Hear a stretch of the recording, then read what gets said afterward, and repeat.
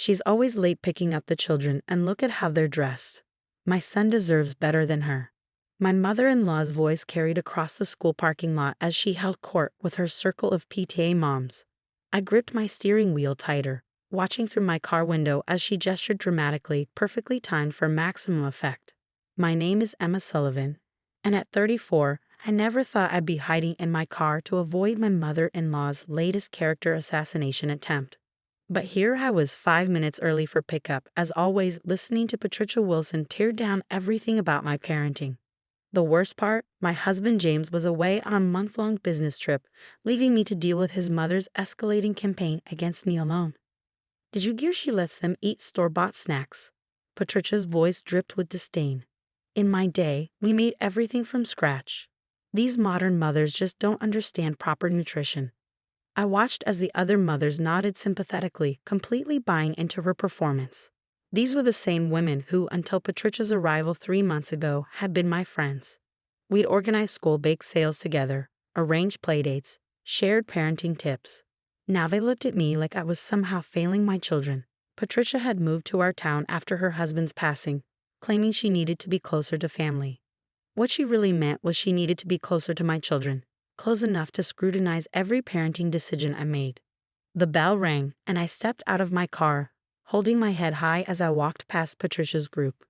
My twins, Sophie and Lucas, burst out of the school doors, their faces lighting up when they saw me. "Mommy." They ran toward me, backpacks bouncing.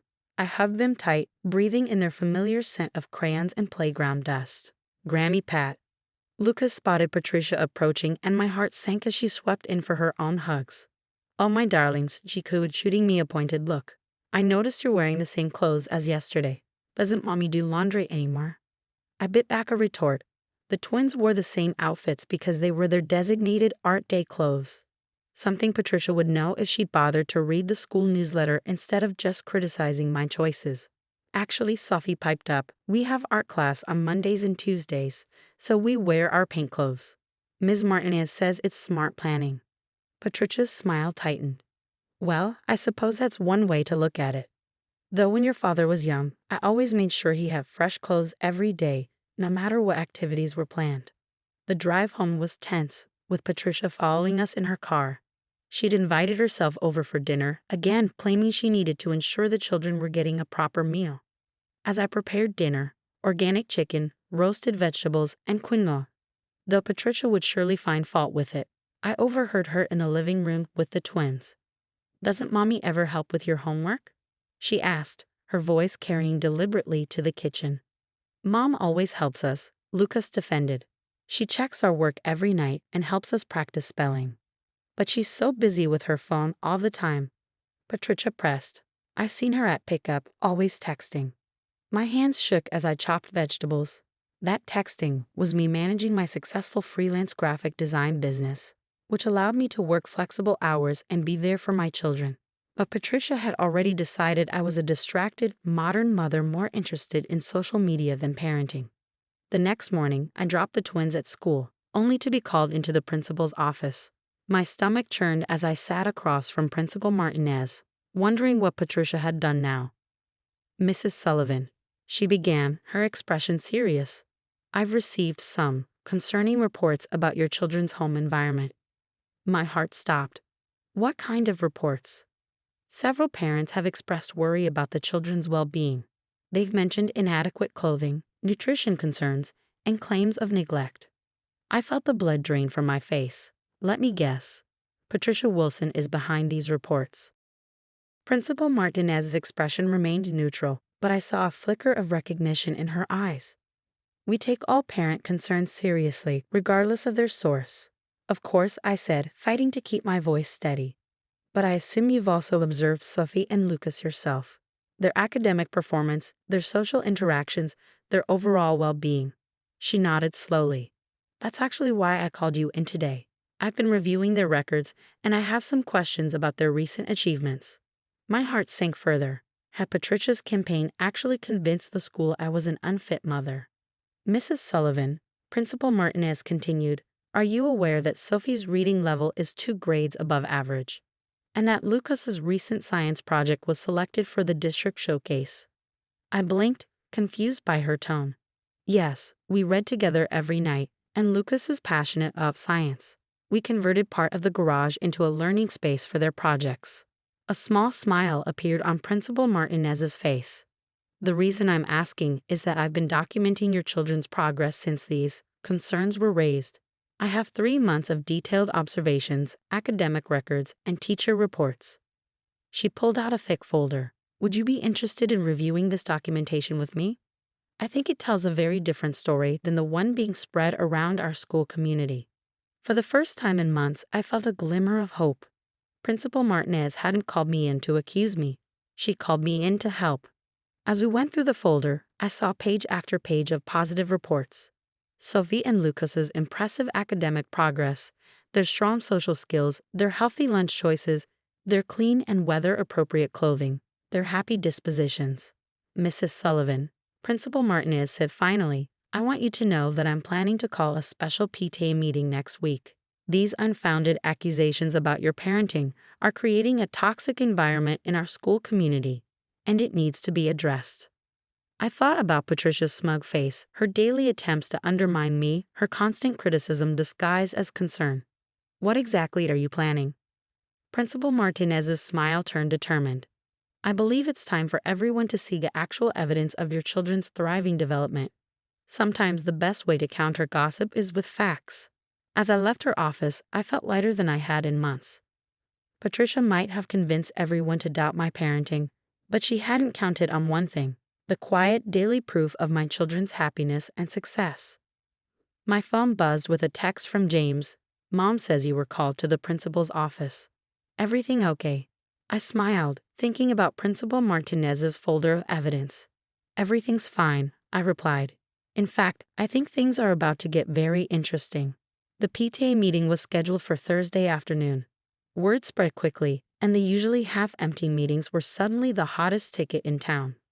Patricia had spent the week alternating between calling James to express her concerns and rallying her supporters among the other parents. I sat in the front row of the school auditorium, my hands folded calmly in my lap, while Patricia held court 3 rows behind me. I could hear her stage-whispered predictions about my imminent exposure as an unfit mother. I just hope the children will be able to spend more time with their father after this, she said loudly enough for me to hear. They need a proper parental figure. Principal Martinez walked to the podium, and the room fell silent. She carried the same thick folder I'd seen in her office, now accompanied by a laptop and projector. Thank you all for coming, she began. We're here today to address some serious allegations that have been circulating about one of our parents.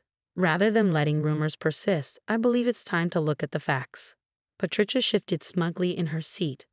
I remained still, watching as Principal Martinez pulled up the first slide. These are Sophie and Lucas Sullivan's academic progress charts for the past 3 months. The graphs showed steady upward trends in every subject. As you can see, both children are excelling academically. Sophie's reading comprehension is particularly noteworthy. She clicked to the next slide. This is Lucas's science project that won the district showcase. The judges were particularly impressed by the detailed research and hands-on experimentation, all conducted in the family's home laboratory. Photos appeared of the learning space I created in our garage with its microscopes, educational posters, and carefully organized project materials. I heard murmurs of surprise from the parents. Moving on to the concerns about nutrition, Principal Martinez continued, pulling up images from the school's lunch monitoring system. The Sullivan children consistently bring balanced, healthy lunches. Our school nutritionist has specifically commended their meal variety and portion sizing. Patricia's voice cut through the murmurs. Anyone can pack a good lunch for show. What about their obvious signs of neglect? Principal Martinez's expression remained professional, but I saw a glint in her eye. I'm glad you brought that up, Mrs. Wilson. Let's discuss the children's overall well-being. She played a video compilation from school events showing Sophie and Lucas actively participating in class, playing with friends, and enthusiastically sharing their achievements. Their clothes were clean and appropriate, their smiles genuine, their interaction with me natural and loving. These are not children showing signs of neglect, Principal Martinez stated firmly. These are children who are thriving under attentive, thoughtful parenting. The room had grown very quiet. I could feel Patricia's supporters shifting uncomfortably in their seats. Furthermore, Principal Martinez added, I have statements from all of Sophie and Lucas's teachers. She began reading excerpts praising their politeness, their enthusiasm for learning, and their strong support system at home. Mrs. Sullivan has never missed a parent-teacher conference, their homeroom teacher's statement read. She's actively involved in their education while encouraging independence and creativity. I finally turned to look at Patricia. Her face had lost its usual superior expression, replaced by something between shock and anger. The other parents were pointedly avoiding her gaze. In light of these facts, Principal Martinez concluded, I want to make something very clear. This school does not tolerate bullying, not among students and not among parents. The spreading of malicious rumors stops today. As the meeting adjourned, several parents approached me, offering awkward apologies for believing Patricia's accusations. My former friends looked especially ashamed, remembering how quickly they turned against me. Patricia stood alone, her carefully constructed narrative crumbling around her. As I walked past, she grabbed my arm. This isn't over, she hissed. James will hear about how you orchestrated this whole thing to humiliate me. I gently removed her hand. Actually, Patricia, James has already heard everything. I called him last night. Her face paled. You what? He's been watching the whole meeting via video call, I said, holding up my phone where James's face appeared on screen. Would you like to speak with him? James's face on the phone screen was a mixture of anger and disappointment as he looked at his mother. Mom, we need to talk, he said, his voice firm. Patricia took an involuntary step backward, her carefully maintained composure finally cracking. James, darling, you don't understand. I was only trying to protect the children, she stammered, but James cut her off. I've watched everything, Mom. The meeting, the evidence, and I've been getting reports from the neighbors about your behavior for weeks. I just didn't want to believe it. I excused myself, leaving Patricia to face her son's disappointment alone. Outside the auditorium, Sophie and Lucas were waiting with their after-school club supervisor. Their faces lit up when they saw me, completely unaware of the drama that had just unfolded. Mom, can we get ice cream? Sophie asked, bouncing on her toes. We finished all our homework in study club. Looking at their hopeful faces, I made a decision. You know what? Yes. Let's celebrate. At the ice cream parlor, my phone buzzed with messages from James. He was cutting his business trip short, coming home tomorrow instead of next week. We need to handle this as a family, his text read. I'm so sorry, Emma. I should have seen this coming. That evening, after the twins were asleep, I sat in our home office, reviewing the day's events. The learning space in the garage that Patricia had criticized as unnecessary showing off was visible through the window, fairy lights twinkling inside. I created that space because Sophie and Lucas loved learning, not to prove anything to anyone. James called just before midnight. Mom's staying at a hotel tonight, he said, sounding exhausted. She had a lot to say, but mostly excuses.